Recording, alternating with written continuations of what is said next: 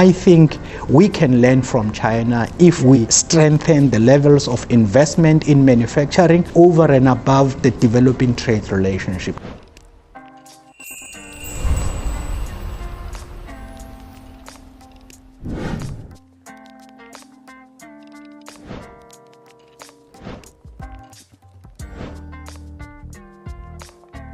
China has done very well in developing its energy sector, particularly in wind power, solar power. In fact, in April, I traveled across China. Almost every solar panel and related technology that you find in many parts of the world is made here in China. China began to move quite rapidly ahead of many countries globally in developing carbon capture, storage and use. South Africa has experienced energy shortages since 2006. You may have heard about load shedding and load reduction. If you look at China, the production of new energy component manufacturing at all stages of value addition is crucial, so that South Africa doesn't just import finished products and install them without creating employment in the manufacturing process. I visited to NIO last week. NIO is a new energy vehicle manufacturer. We are still at the stage where we are producing hybrid vehicles. We can learn a lot from China. That transition is driven by high levels of local content in China. South Africa doesn't have a single OEM. That is a lesson for us. We need a different quality of foreign direct investment that will allow skill transfer and technology transfer, and even allow us to establish our own OEMs.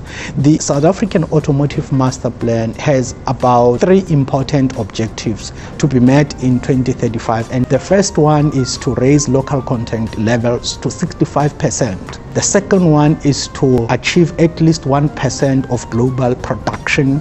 The third one is to double employment in the automotive value chain. China can play a great role, particularly if it can establish at least one automotive original equipment manufacturing plant supported by local components manufacturing capacity in South Africa. I think we can learn from China if we strengthen the levels of investment in manufacturing over and above the developing trade relationship.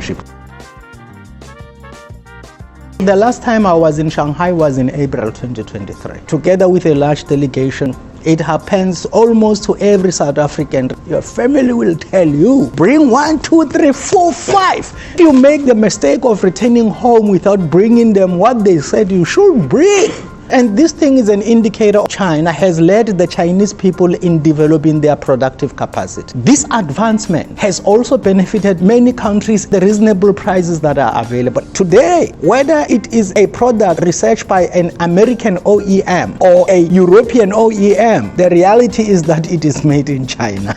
I already have a Panda souvenir for my daughter, and she really wants nails, these, polish and so on from China. In the process of our field visits to the factories, to the agricultural production site, to the science and technology development parks, to the cultural parks, we ourselves can see through our eye and through the questions we ask and the material we read, we do learn where China comes from. China didn't develop easily. As we learn from China, is to appreciate that our learning has to involve innovation. As the Chinese Communist Party leaders and scholars emphasize, this learning and innovation must be grounded in the historical conditions of our country. It is up to us to design and define our own trajectories of development. I've been to Europe, South America, North America, Southeast Asia, other countries in my own continent. Insofar as developing productive forces, a state where one industry is developed across the entire value chain or production network in a single country, that is China. We have been colonized in South Africa from the mid-1600s to 1994, and we are not the only ones in this. When I left the session here, one of the colleagues from a small country in Africa with a population of 1.5 million people was saying when Spain left their country, there were 2 teachers, 2. So in our country, African people were not allowed in serious mathematics, science and technology courses, academics and occupations. Since 1994, the world has changed. There is a global South development model that makes these things available. That's China. Why not pay attention to it? Learning from China will definitely benefit us.